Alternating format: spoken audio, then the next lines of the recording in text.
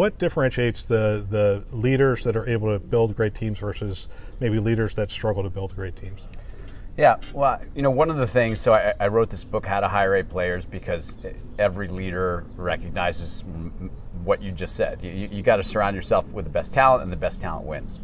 I'll tell you what's really interesting that you find doing executive search is that there are not that many places for an A player to work.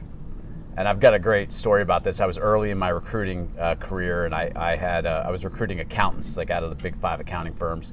And I presented a candidate to a number of different employers, and one of these employers was like a VP of finance. And I said, listen, you got to talk to this woman. She's like, passed her CPA exam on the first sitting. She's skyrocketed through PwC. She's amazing. And he said, Eric, listen, I'll talk to her, but you and I both know there are not that many places for an A player to work.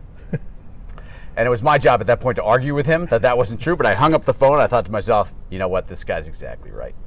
And so one of the things I think that I would say as an outsider, an executive search consultant looking in, is most organizations are average, and most leaders are average at best. So if you have a scintilla or two of true leadership ability, recognize you have a tremendous competitive advantage. And do the things that you do. I mean, set a vision, hire really good people, don't micromanage them. We all know that. I mean, we've all read the books, right? This is not like this is top secret about what good leadership looks like. I'm just saying it doesn't happen that much out there.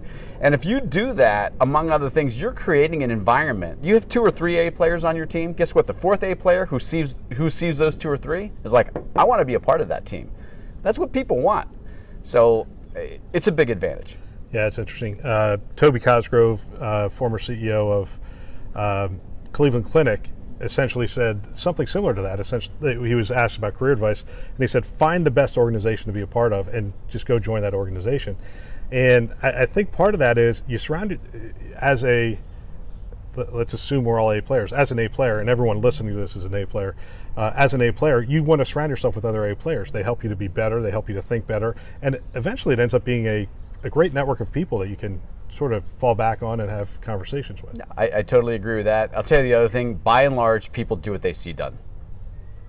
Yeah. It's true of kids, and it's true of people in the workforce.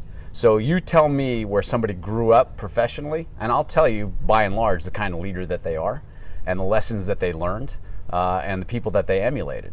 So if you can figure out how to get yourself into an organization around people who are worth emulating, even in ways you're not going to even appreciate, that's going to pay off.